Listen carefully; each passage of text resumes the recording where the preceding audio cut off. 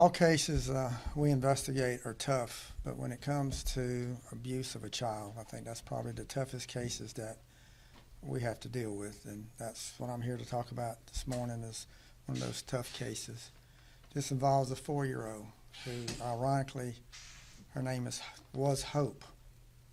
She had absolutely no hope to survive with the parents that she had, and as a parent, it's hard for me to kind of wrap my arms around how a parent can take and abuse their own child.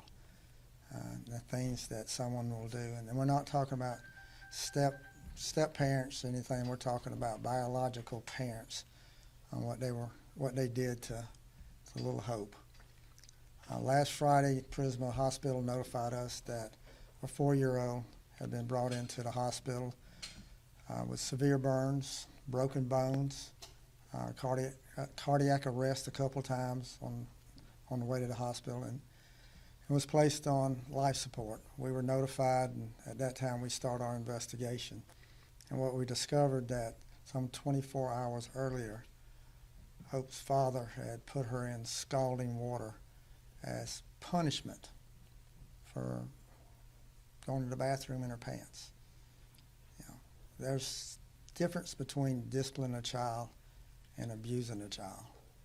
And putting a child in scalding water in the presence of some other children there. There's 3 other children that resided in the residence also. 2 of them watched that. The mom stood by and watched it. They watched Hope suffer. Just imagine the pain that little girl endured at that point. At the hospital, they did all they could. They put her on life support.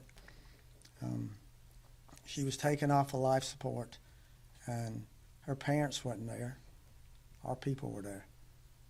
Our three investigators were there because they didn't want Hope to leave this world by herself. And if you don't think these cases emotionally touch people, then you're wrong. Everybody from the EMS to the hospital to our people, when you see a case like this, it has an impact on you, and it's something that you'll never forget. The other children in the home were EPC. They're in protective custody at this point.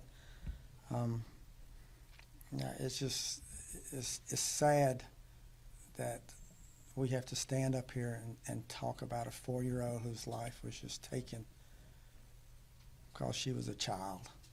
She was a child, 4-year-old. And to have your own parents do that to you, I think it's the worst thing in the world that could happen. There's a special place in heaven for little girls like that. That's where she's at. And there's a special place in hell for the parents. The coroner's going to discuss the injuries because they're quite bad. And as you saw, that's Hope's picture up there. Just a precious little girl, and then that's her parents. As Sheriff Lott mentioned, Hope Fields, a 4-year-old African-American girl, died on February 18th, this past Sunday at 11:17 a.m. She was brought into the hospital on February 16th, the night of, with injuries that occurred in her home that she shared with 3 other siblings and her parents. I would like to thank the team of doctors and nurses and law enforcement staff who stood by Hope's side, who offered her compassion and kindness during the last moments of her life. And I like to think that with her horrific injuries, as bad as they were, that she had some moments of peace and painlessness as she endured what she endured. The details of this case are enough to rock anybody to their core. I've meticulously reviewed the details of this case, and we have ruled out all other manners of death. The death will be ruled as a homicide. As the sheriff mentioned in the police report, that there was the mention of scalding injuries to Hope's skin. As a former ER nurse and as a wound nurse with over 10 years of experience, I know that temperatures above 150, just 2 seconds of exposure to hot water above 150 degrees Fahrenheit can cause severe and permanent second and third degree burns. Hope did suffer. This was not an accident. It was intentional. She fought hard, but her little body couldn't recover. I would like to personally thank our child fatality director at the Richland County Coroner's Office, Ashley Gorganios, who worked so hard along with law enforcement and DSS to find out the details of what actually happened to Hope. My thoughts and prayers are with this entire family because it touches everyone, but everyone in the community who may have had the pleasure of seeing little Hope. My thoughts and prayers are with you as well. A couple things to come out of this is that I hope any parent, step-parent, somebody who has custody of a child realizes that if you do this to a child, you're going to be held accountable. You know, being charged with homicide by child abuse is a very serious crime, and you're going to be held accountable for it. So, you know, disciplining your child is one thing, but this is abuse, and as the coroner said, this was not accidental. This was intentional. And so they're going to be held accountable for their actions. That's what they're charged with. They're currently in the Alvin Escalin Detention Center. The other children are going to be protected. We're going to do all we can to make sure the remaining 3 children don't be subject to anything like this.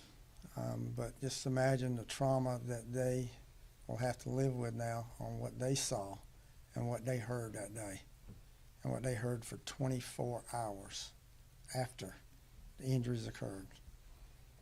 Not 2 hours, not 4 hours, 24 hours later before that child was transported to the hospital.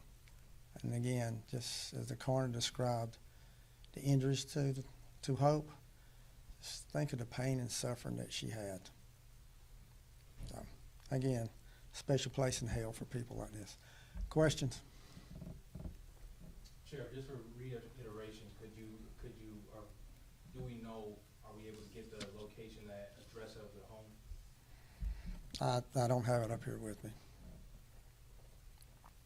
Are there any indications of additional abuse prior or to the other children, et cetera? That's part of our investigation. We're not finished. You know, there were prior injuries to her, so this was probably not the first time that she had been subjected to abuse like that. And again, we're trying to take care of the other children and do as much as we can with them and find out from them what they saw, what they've been subjected to, and then also get them the help that they need to.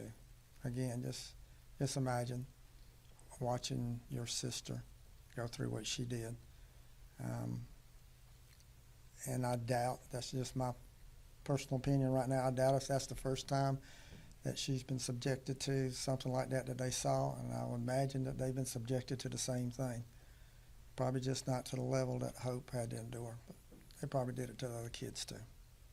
Did the parents have any records? Not to my knowledge. All right, thank y'all.